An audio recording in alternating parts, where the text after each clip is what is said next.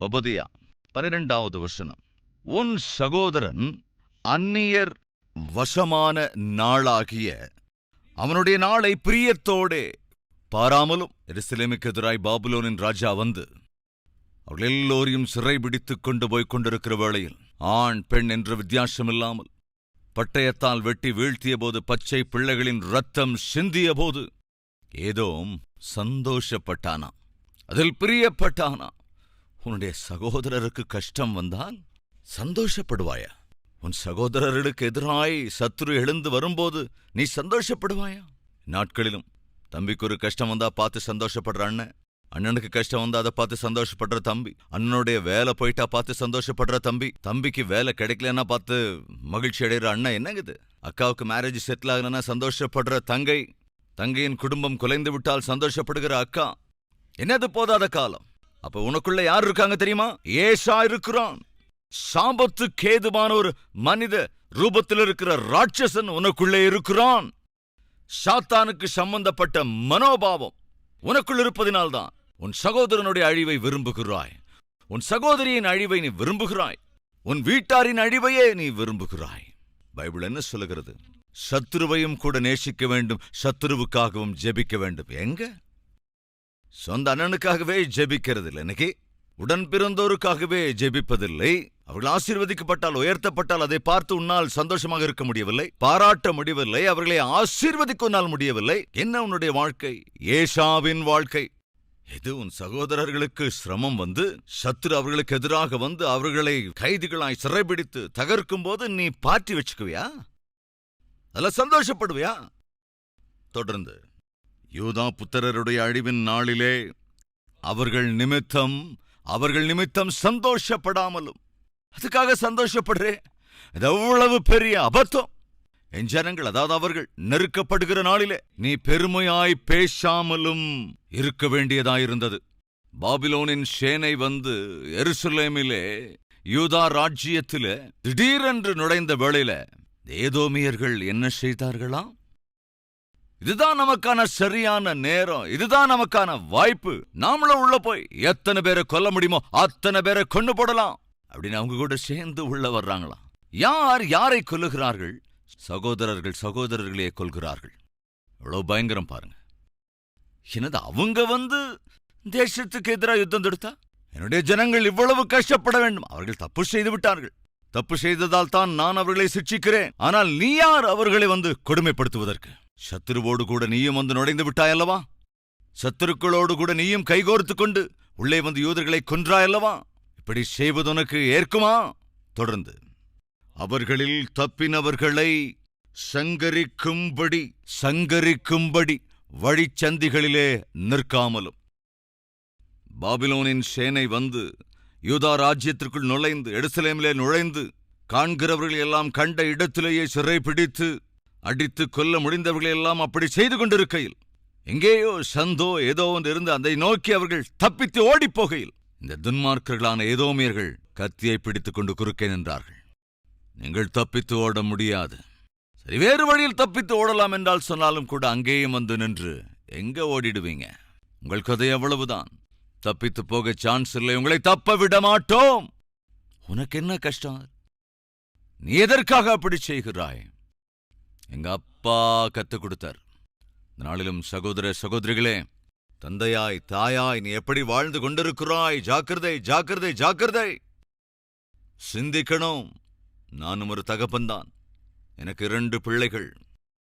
என்னுடைய வாழ்க்கையிலே இன்று கால்வரி டெம்பிளுக்கு ஒரு மேய்ப்பனாக இருப்பது மிகுந்த பொறுப்போடு கூடிய ஒரு வாழ்க்கை. அதே சமயத்தில் என்னுடைய 2 குமாரர்களுக்கும் ஒரு முன்மாதிரியான தகப்பனாய் இருப்பதும் என்னுடைய பெரிய கடமையாகத்தான் நான் எண்ணுகிறேன். ஒரு புறத்தில் என் மனைவியை நேசிக்கிற விஷயமாக இருந்தாலும், இன்னொருபுறம் தகப்பனாக என் பிள்ளைகளை நேசிக்கிற விதமாக இருந்தாலும், இன்னொரு புறத்திலே உங்களுக்கு, அதாவது கால்வரி டெம்பிளுக்கு மேய்ப்பனாக இருக்கிற விஷயமாக இருந்தாலும், அதேபோல சுற்றி இருக்கின்ற ஊழியக்காரர்களின் விஷயத்திலே நான் நடந்து கொள்கிற விதமாக இருந்தாலும், என்னுடைய பேச்சாக இருந்தாலும், என்னுடைய நடத்தையாக இருந்தாலும், என் பணிகளாக இருந்தாலும், என் பணிவிடைகளாயிருந்தாலும் எல்லாவற்றையும் மிகுந்த பொறுப்போடு கூட கவனித்துக் கொண்டிருக்கிறேன். எனக்கு இருக்கிற ஆசை என்னவென்றால், என்றாவது ஒரு நாள் என் பிள்ளைகளுக்கு என்னால் தைரியமாய் சொல்ல முடிய வேண்டும், என்னவென்று தெரியுமா பசங்களா? நீங்கள் என்னை விட பெரிய ஊழியம் செய்ய வேண்டும், அது என் ஆசை. ஒருவேளை என்னை விட பெரிய ஊழியத்தை செய்ய முடியாவிட்டாலும் என்னுடைய ஆசையெல்லாம் நீங்கள் என்னைப் போல வாழ்ந்தால் அதுவே போதும். நீங்கள் என்னைப் போல தேவனை நேசித்தால், நீங்கள் என்னைப் போல வாழ்ந்தால், என்னைப் போல தேவனை ஆராதித்தால் போதும் என்று சொல்வதுதான் என்னுடைய வாழ்க்கையில, குடும்பத்தின் அடிப்படையில் என் பிள்ளைகளின் விஷயத்திலே முக்கிய கடமை. மனப்பூர்வமாக சொல்கிறேன், தட்ஸ் மை ரெஸ்பான்சிபிலிட்டி. அது என்னுடைய வாழ்க்கையிலே ஒரு பெரிய பொறுப்பு.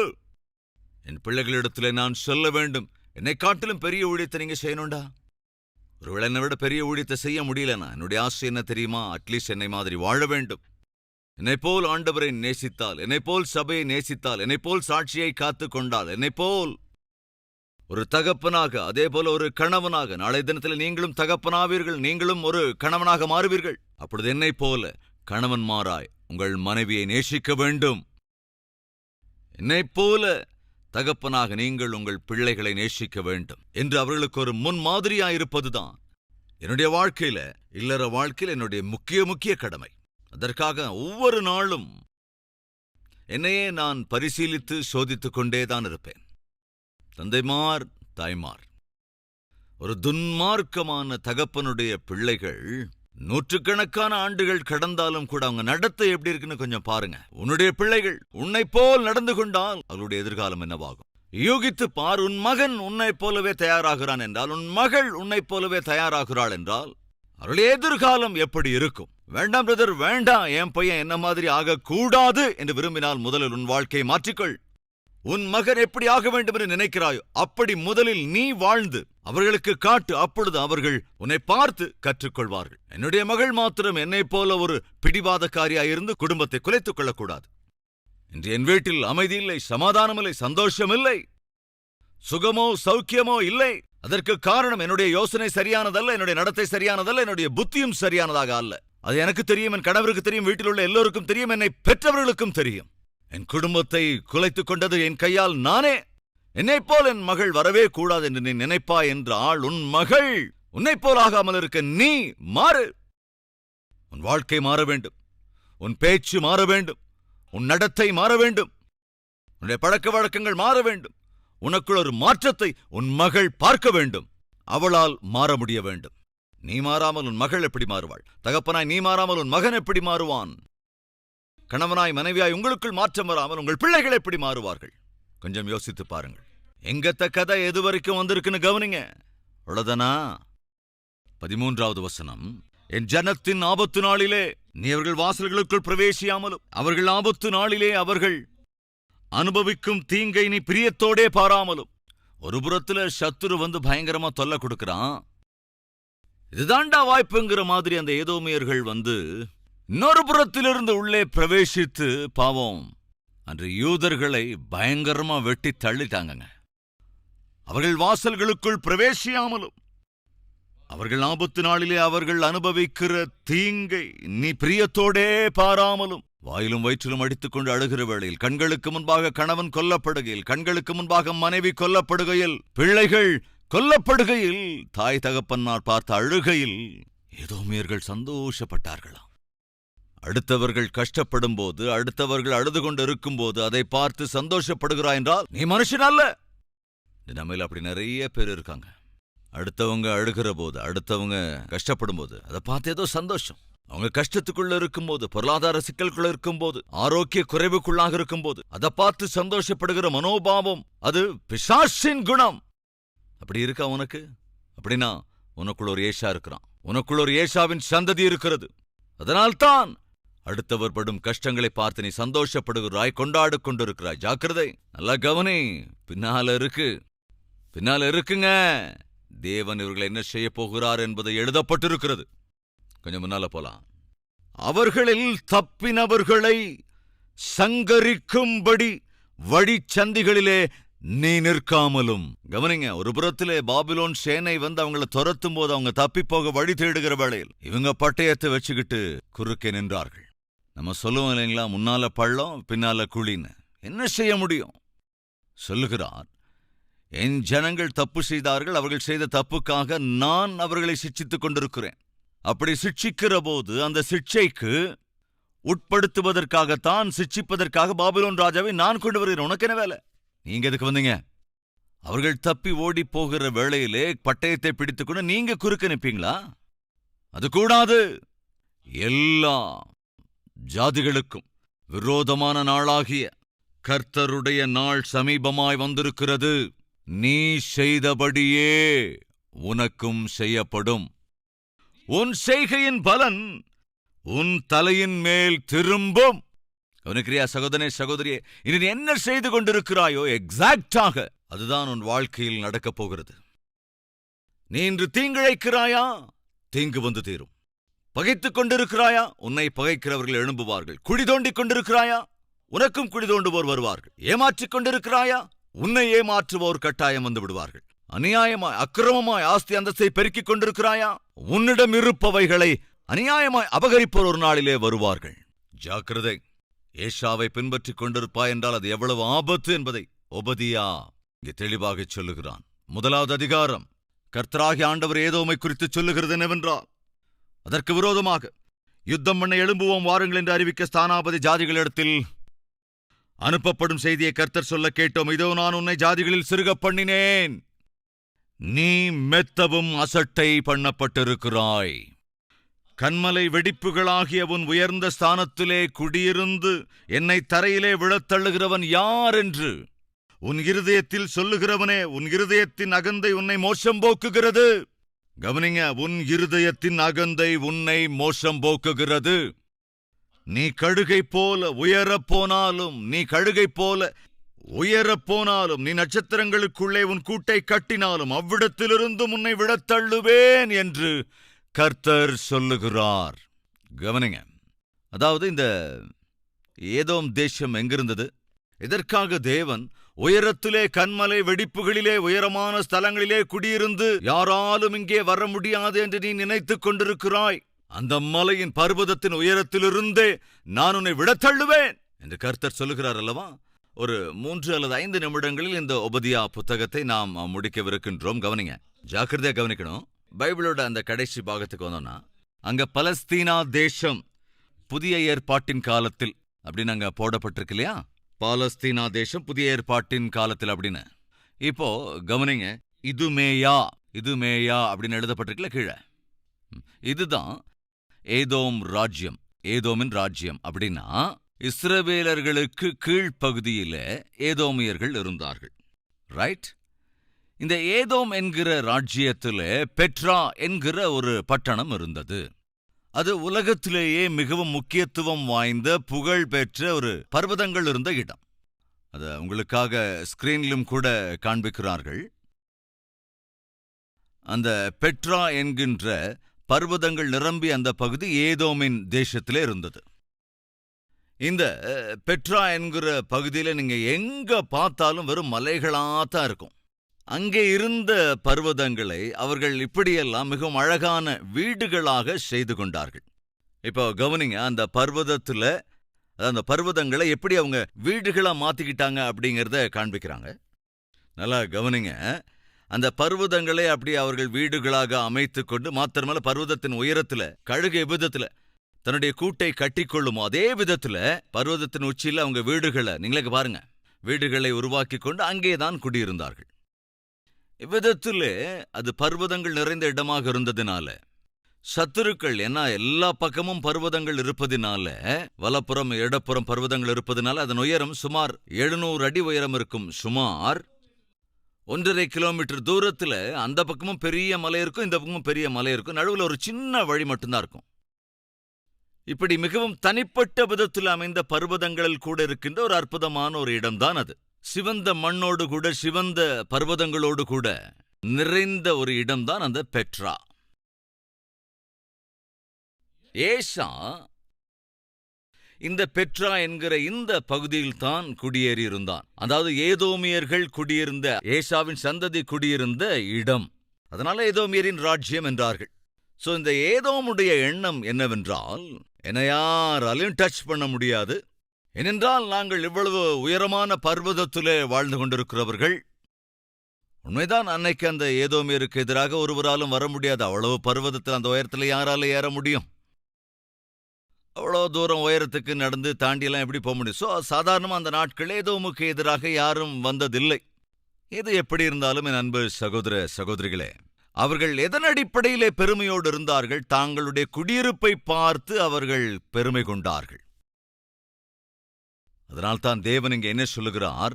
3வது வசனத்துல, கன்மலை வெடிப்புகளாகிய உயர்ந்த ஸ்தானத்திலே குடியிருந்து என்னை தரையிலே விழத் தள்ளுகிறவன் யார் என்று உன் இருதயத்தில் சொல்லுகிறவனே, என்னை தரையிலே விழத் தள்ளுகிறவன் யார் என்று இருதயத்தில் சொல்லுகிறவனே, கவனி,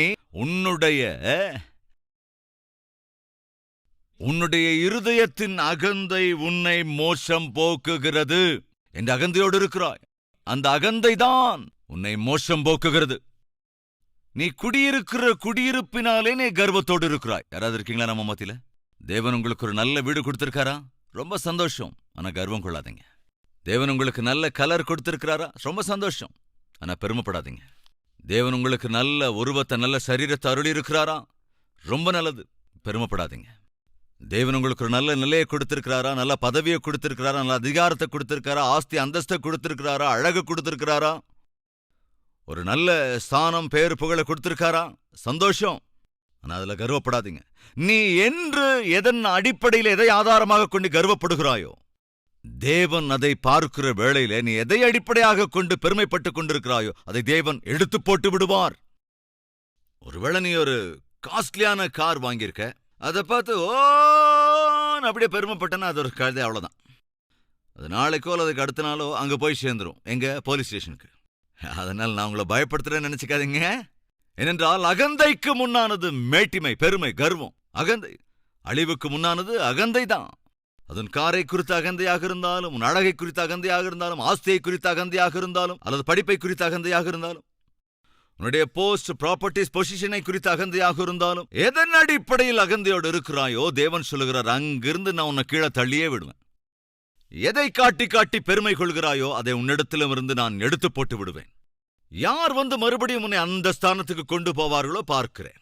ஏதோமே நீ என்ன நினைக்கிறான்? நான் என்ன செஞ்சாலும் யாரும் ஒன்றும் செய்ய முடியாதுன்னு. தேவன் கடைசி என்ன சொல்றாரு பாருங்க, அதை பார்த்து விட்டு முடிக்கலாம். 9வது வசனம், தேமானே, ஏசாவின் பர்வதத்திலுள்ள மனுஷர் யாவரும் கொலையினால் சங்கரிக்கப்படும்படி உன் பராக்கிரமசாலிகள் கலங்குவார்கள். அது மாத்திரமல்ல, நீ முற்றிலும் சங்கரிக்கப்பட்டு போவாய். 10வது வசனத்தின் கடைசி பகுதி, நீ முற்றிலும் என்ன செய்யப்படுவாய்? சங்கரிக்கப்படுவாய். தேவன் ஏதோமியருக்கு சொல்லுகிறார், இனி நீ முற்றிலும் சங்கரிக்கப்படுவாய். என் ஜனங்களை கொல்ல வேண்டும் என்று நினைக்கிறாய். அவர்களை அழிப்பதையே உன் வாழ்க்கையின் பாகம் என்று நினைக்கிறாய். தூஷிப்பது, துவேஷிப்பது, பகை கொள்வது, பழி வாங்குவது, இதுதான் உன் வாழ்க்கையில் லட்சியம் என்று நினைத்து வாழ்ந்து கொண்டிருக்கிறீர்கள். கவனிங்க, இனி ஒருபோதும் காணப்பட மாட்டீர்கள். சகோதரனே, சகோதரியை தயவு செஞ்சு கவனி. உன்னுடைய மரணத்திற்கு பிறகு உன் சந்ததி, உன் தலைமுறை இருக்கணும்னு நினைக்கிறீல்ல? உன்னுடைய மரணத்திற்கு பிறகு உன் சந்ததி இருக்க வேண்டும் என்று ஆசைப்படுகிறாயா?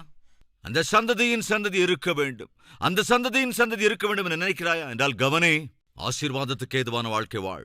சாபத்துக்கு ஏதுவாக வாழாத. யாக்கோபை போல வாழ். மனம் திரும்பி ஏசாவை போல வாழாத. ஏசாவினுடைய சந்ததி இந்த பூமியிலே காணக்கூடாதபடிக்கு முற்றிலுமாய் சங்கரிக்கப்பட்டது.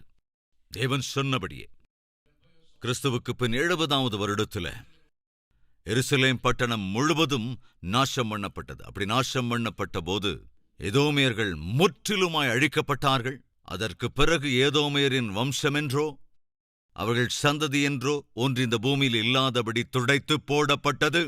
தேவன் சொன்னபடி செய்துவிட்டார். சோ ஃப்ரெண்ட்ஸ், ஏதோம் என்கின்ற ராஜ்யத்தை, அங்கிருந்த அந்த ஜனங்களை எச்சரிப்பதற்காக தேவன் ஒபதியா என்கிற தீர்க்கதரிசியை ஏற்படுத்தி இருந்தார். இந்த ஒபதியா ஏதோமியர்களுக்கு எச்சரித்து தீர்க்க தரிசனம் உரைத்தபோது தன் பக்கத்துல யாராவது வேறு தீர்க்கதரிசிகள் இருந்தார்களா என்ற கேள்வி சாதாரணமாக வரலாம். நாம ஜாக்கிரதையா கொஞ்சம் கவனிச்சோம்னா ஒரு தீர்க்கதரிசி, இன்னொரு தீர்க்கதரிசி, இன்னொரு தீர்க்கதரிசி, 2-3 தீர்க்கதரிசிகள் அந்தந்த சந்தர்ப்பங்களில் சேர்ந்து ஊழியம், அதாவது சேர்ந்துன்னா அவங்கவுங்களுக்கு கொடுக்கப்பட்ட இடத்துல செஞ்சாங்க. இந்த மேப்பை கவனிக்கலாம். ஏற்கனவே நான் உங்களுக்கு காட்டினாலே அந்த மேப்பு, அதை தயவு செய்து இப்போ உங்க கரங்கள் எடுத்துக்கங்க. அதை பார்த்தோம்னா அந்த ஒபதியா, அதை க்ளோஸ்அப்புக்கு போலாம். ஸோ நாம் கவனமாய் பார்க்கிற வேளையில ஒபதியா எலிஷாவின் காலத்திலே இந்த ஒபதியாவும் ஊழியம் செய்ததாக நம்மால் பார்க்க முடிகிறது. அந்த ப்ளூ கலர்ல இருக்கிற பெயர் மேல ஒபதியா அப்படின்னு எழுதப்பட்டிருக்கிறது இல்லையா? இந்த ஒபதியா எந்த காலத்தில் இருந்தான்? எலிசா இருந்த அதே காலத்துல ஒபதியாவும் கூட தீர்க்கதரிசன ஊழியம் செய்து கொண்டிருந்தான். அதாவது ஏறக்குறைய யூதா ராஜ்யத்திற்கான யோவேல் முதலாவது தீர்க்கதரிசி. அதாவது தீர்க்கதரிசிகள்ல யூதா ராஜ்யத்திற்கு முதல் தீர்க்கதரிசியாக யோவேல் இருந்த காலத்திலேயே அதன் இறுதியில், அதாவது யோவேலின் காலம் முடிகிற அந்த நாட்களில ஒபதியா வருகிறான். ஒபதியா எதோமியருக்கு தீர்க்க தரிசனம் உரைக்கிற காலத்திலேயே இன்னொரு பக்கம் எலிஷாவும் இருந்தான். அப்படின்னா எலிஷா அதே போல ஒபதியா 2 பேருமே சமகாலத்தவர்கள். 2 பேரும் ஒரே காலகட்டத்தில். எலிஷா இஸ்ரவேல் ராஜ்யத்திற்கான தீர்க்கதரிசியாக, அதே போல ஒபதியா ஏதோமியர்களுக்கான தீர்க்கதரிசியாக தேவனால் ஏற்படுத்தப்பட்டு இந்த ராஜ்யங்களிலே இருந்த ராஜாக்கள் செய்கிற காரியத்தினால் அவர்களை எச்சரித்துக் கொண்டு அவர்களுக்கு புத்தி சொல்லுகின்ற ஊழியத்தை இவர்கள் செய்து கொண்டிருந்தார்கள். ஸோ அதன் பலனாக தேவன் என்ன சொல்லுகிறார்? ஒபதியாவின் புத்தகம் கடைசி வசனத்துல, ஏஷாவின் பர்வதத்தை நியாயம் தீர்ப்பதற்காக இரட்சகர்கள் சீயோன் பர்வதத்தில் வந்தேறுவார்கள், அப்பொழுது ராஜ்யம் கர்த்தருடையதாய் இருக்கும். கவனிங்க, கர்த்தருடைய ராஜ்யம்தான் மிஞ்சும், கர்த்தருடைய பிரஜைகள் மட்டும்தான். தேவனுக்கு விரோதமாக நடந்து கொள்ளுகிற எல்லோருமே இந்த பூமியில் இல்லாதபடி போவார்கள். கடைசியில் கர்த்தருடைய ராஜ்யமும் கர்த்தருடைய ஜனங்களும் தான் மிஞ்சுவார்கள் என்கிற ஒரு செய்தியோடு கூட ஒபதியா தன்னுடைய இந்த புத்தகத்தை எழுதி முடிக்கிறான். சோ முக்கியமாக ஒபதியா ஏதோமியர்கள் செய்து கொண்டிருந்த பாவங்களை குறித்து வெளிப்படுத்தி அவர்களுக்கு வரப்போகிற சிக்ஷையை குறித்தும் வெளிப்படுத்தினான். ஒபதியா சொன்னதைப் போலவே ஏதோமியர்கள் இந்த பூமியில் இல்லாதபடி முற்றிலும் அழிக்கப்பட்டு போனார்கள். காரணம் என்னவென்றால் ஏஷா பகை கொண்டிருந்தான். அதே பகைமை உணர்வோடு கூட ஏஷாவின் சந்ததி எல்லாம் தொடர்ந்து கொண்டே இருந்தார்கள். கடைசியில் காணாமல் போய்விட்டார்கள். சகோதரனே, சகோதரியே, ஏஷாவைப் போல் வாழ வேண்டாம். ஏஷாவைப் போல் வாழ்ந்து உன் சந்ததிக்கு சாபத்தை வைத்துவிட்டு போய்விட வேண்டாம். இன்றிலிருந்தாவது இந்த சத்தியத்தை உணர்ந்து, இன்று நான் எப்படி வாழ்கிறேனோ நாளைக்கு என்னுடைய சந்ததியும் அதேபோல்தான் வாழ்வார்கள் என்று உணர்ந்து, நாளைய தினத்திலே என் பிள்ளைகளிடம் நான் சொல்ல முடிய வேண்டும், என் மகனிடத்தில் சொல்ல வேண்டும், என் மகளிடத்தில் சொல்ல வேண்டும், என்ன மாதிரி வாழுங்க, என்னைப் போல தேவனை சேவிக்க வேண்டும் என்று, என்னைப் போல பரிசுத்தமாக வாழுங்கள் என்று, என்னைப் போல ஆண்டவருக்கு சாட்சியாக வாழ வேண்டும் என்று பிள்ளைகளுக்கு சொல்ல முடிகிற அளவுக்கு தாயாய் தகப்பனாய் நாம் இருக்க முடிந்தால் அவ்வளவு நல்லா இருக்கும். பக்தனான பவுல் விதமாய் சொல்லுவான், நான் கிறிஸ்துவை போல நடக்கின்றேன் என்று. அது மாத்திரமல்ல, நான் கிறிஸ்துவை போல நடப்பதைப் போல நீங்களும் என்னைப் போல நடங்கள் என்பான். What a powerful statement. நான் கிறிஸ்துவை போல நடக்கின்றேன். கிறிஸ்து எப்படி இருப்பார் என்று தெரியாவிட்டால் என்னை பாருங்கள், அவரை பற்றி தெரிந்து கொள்ள முடியும். கிறிஸ்துவை பின்பற்ற வேண்டுமென்றால், கிறிஸ்துவை பார்க்க முடியவில்லை என்று நீங்கள் நினைத்தால் அவருக்காக என்னை பாருங்கள். எனக்குள் கிறிஸ்துவை பார்க்க முடியும். என்னை பின்பற்றினாலே கிறிஸ்துவை உங்களால் பின்பற்ற முடியும். கவனிங்க, எவ்வளவு அற்புதமான, எவ்வளவு ஒரு வல்லமையுள்ள சவாலோடு கூடிய விஷயங்கிறத கவனிங்க. நான் கிறிஸ்துவை பின்பற்றுவதைப் போல நீங்கள் என்னை பின்பற்றி நடவுங்கள். ஒவ்வொரு தகப்பனும் ஒவ்வொரு தாயும் இப்படி சொல்ல முடிய வேண்டும்.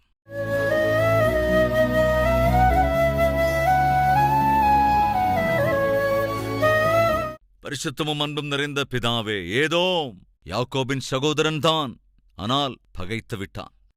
அந்த பகை 1 வருடம் அல்ல, 10 வருடம் அல்ல, 100கணக்கான வருடங்கள், சுமார் 1000 வருடங்களுக்கு மேலாக அந்த பகை தொடர்ந்து கொண்டே இருந்தது.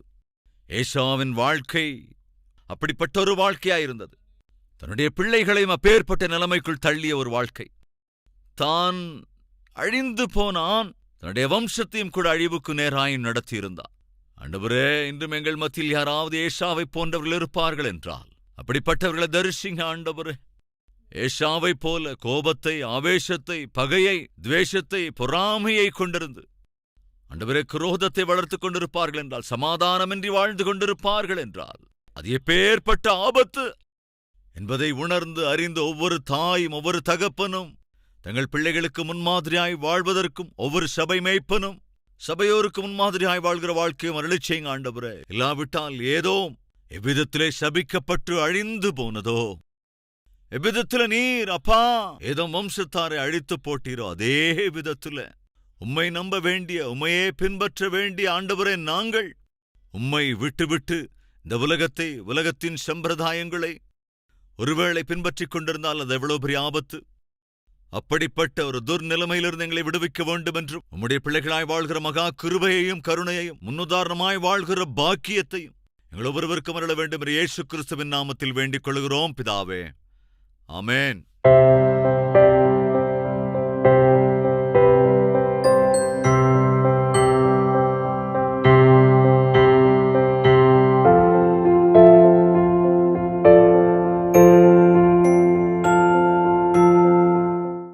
எங்கள் முகவரி கல்வரி, தபால் பெட்டி எண் 30, குக்கட்பள்ளி, ஹைதராபாத் 72.